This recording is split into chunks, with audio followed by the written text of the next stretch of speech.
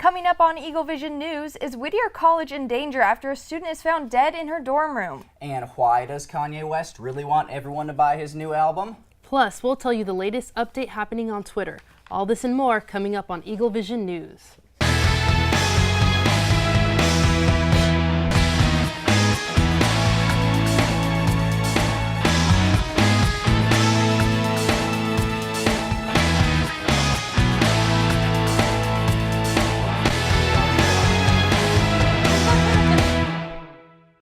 Hello and welcome to EagleVision News. I'm Elise Kelly. I'm Josh Klaasen. And I'm Brieana Jordan. So this semester we have 3 anchors instead of 2. I have a pretty good feeling about it. How do you guys feel? Oh, I feel good. It's going to be fun. Yeah, it's going to be very innovative. Later on, I'll be introducing my new segment for this semester called Too Much Internet. Yes, Yeah. I'm very excited. So, Elise, what are the headlines? Yeah, our top story this morning. After more than 50 years, United States Airlines will allow commercial flights into Cuba. U.S. airline carriers will have the next 2 weeks to submit applications for where they would like to fly between the U.S. and Cuba. With the diplomatic reestablishment between the two countries, Transportation Secretary Anthony Fox will fly to Cuba to sign a formal agreement to resume flights. With all political differences set aside, they hope to have 110 daily round-trip flights in and out of Cuba. This agreement allows U.S.-owned planes to make these trips, but will not allow Cuban planes to land in the U.S. once flights are available to the public. Travelers must meet the guidelines of one of 12 new traveling policies. And tragedy hit close to home when Margot Latif was found dead in her Whittier College dorm room Thursday night. Whittier police found the body of sophomore political science major decomposing in her single-occupied dorm room. All students in Johnson Hall were given alternate housing until the caution area was cleared. Classes resumed this week, but students and faculty are still recovering from the loss of such a positive influence on Whittier's campus. Police suspect that Latif's death was from natural causes and are waiting for the results from the autopsy. Grief counselors are available to help students, and Whittier College says there is no threat to the campus. There was a deadly plane crash in the San Pedro area last week. Reporter Autumn Khan takes us there.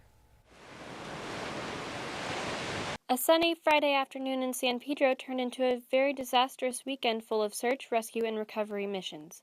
Around 3:30 p.m. on Friday, February 5th, 2 planes collided right by the San Pedro lighthouse. A fishing crew saw the collision, but the surrounding airports were able to see the collision on their radar. The recovery mission is being conducted from around the crash site all the way to Catalina Island. Long Beach and Los Angeles rescue teams, along with the U.S. Coast Guard, have been searching just beyond this pier for any survivors and or debris from the plane crash on Friday. We found a logbook of one of the pilots that helped us identify and ascertain that there would be 2 people, 2 male passengers in one of the aircraft. We've since learned that there was another aircraft that was overdue, expected into Torrance Airport, and we believe that there was 1 female passenger in that plane. The 2 planes were a Beach 35 Bonanza and a Citabria. The Beach Bonanza carried 2 males and the Citabria carried the female. The husband of the woman pilot spoke to some local news sources saying his wife died doing something she was passionate for. The search and recovery continues today. This is Autumn Khan, EagleVision News. Things have gotten pretty interesting in the entertainment world. Kanye West dropped a new album after his Saturday Night Live performance.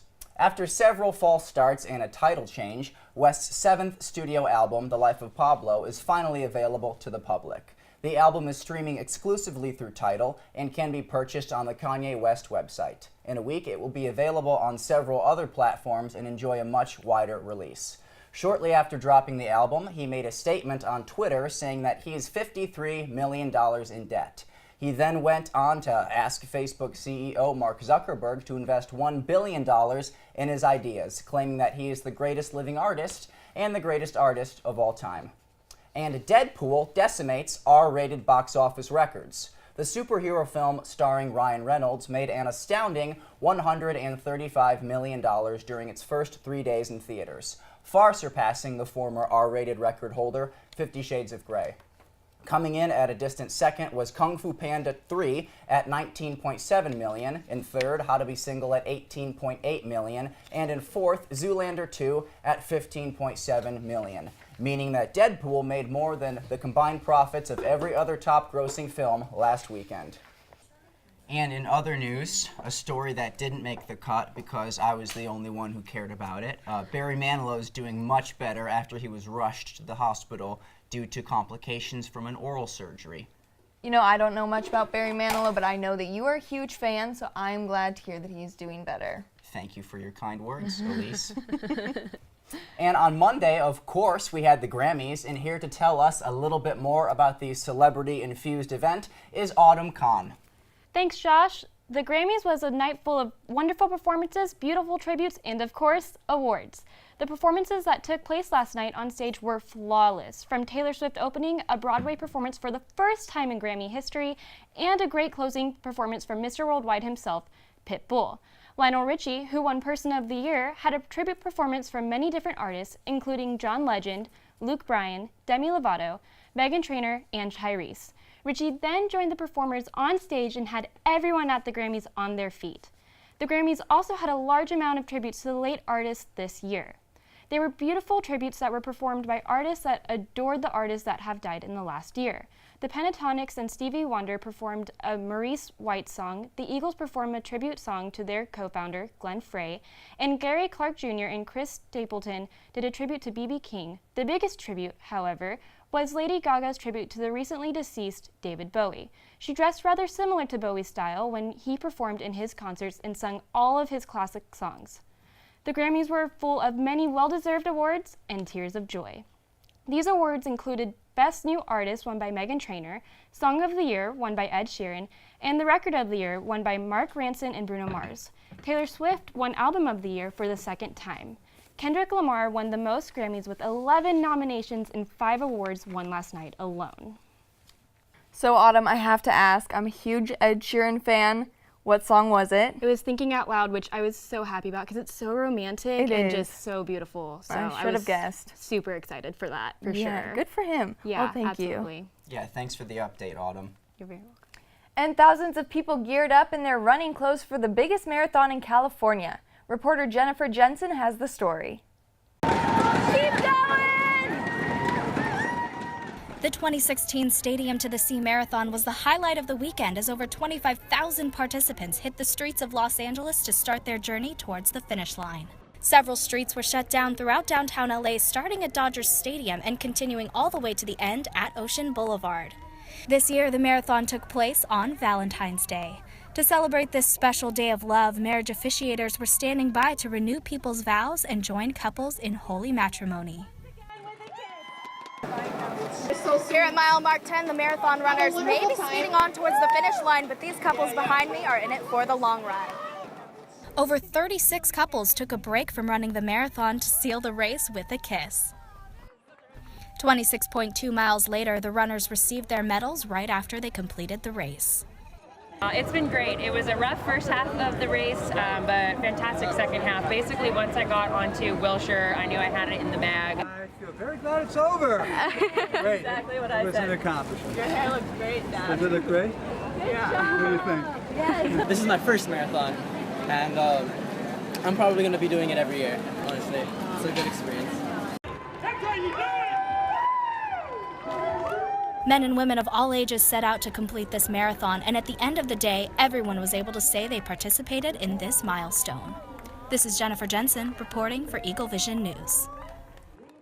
Okay, Brieana, we've been anxiously awaiting the arrival of the first installment of your new segment, Shindig. Tell us what it's about. Alrighty, hello everyone, I'm Brieana Jordan, and if you're scrolling through the internet right now, whether it be with your thumb, pointer finger, or baby toe, whatever you're going through in social media platform right now, stop, or just take a listen, because I've got a lot of fun things to tell you.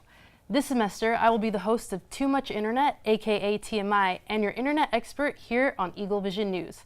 Too Much Internet is a segment that will appear here on EagleVision every week. I will be making fun of what the internet produces, giving you updates on what's happening in the cyber world, and create parodies. Sometimes I'll be at the desk with my co-anchors, and other times I'll be out in the field like I did for this first video. I went out to Venice Beach to ask people questions about the internet. Let's check it out. Ah, Venice Beach on a beautiful sunny day. Let's see what people know about the internet. The internet is a bunch of computers that are connected connected to each other. It's an obsession and it's driving me crazy. Entertainment, basically, because I just go on internet looking for some kind of news and playing chess, nothing else. It's all this data housed somewhere physically somewhere else, but we can access it anywhere in the world. So, what's the internet? How do you say this word right here? Mimi? Mimi? Yes. What does it mean? No idea. Yeah, there used to be one. But I don't know exactly what it means. I've never thought of that. Meme. What does it mean? It's kind of like an inside joke that everyone's in on. It's usually making fun of something or someone in a really hilarious way. What could it be? Mimi can be some kind of, I think some kind of African origination, originated in Africa something. Something African or Jamaican? Yeah. Yeah, I think I would agree, maybe, yeah. GIF? Yes, how do you say it? How do I say GIF? GIF? Okay. What is it? How do you say it? I think the actual pronunciation is a GIF, but I say GIF. Me too. Yes. GIF is some kind of like, some kind of like a troll, A troll? Yeah. What would the troll look like? Like a kind of crazy person, This is my opinion. Poop smiley face. Poop smiley face, yeah. So why are you jumping? Straight face. Straight. I usually do the one with the eyes rolling back. That one's my favorite. Oh, the one that's like... yeah. I would some kind of say kind of balance, some kind of down to the of course. Okay.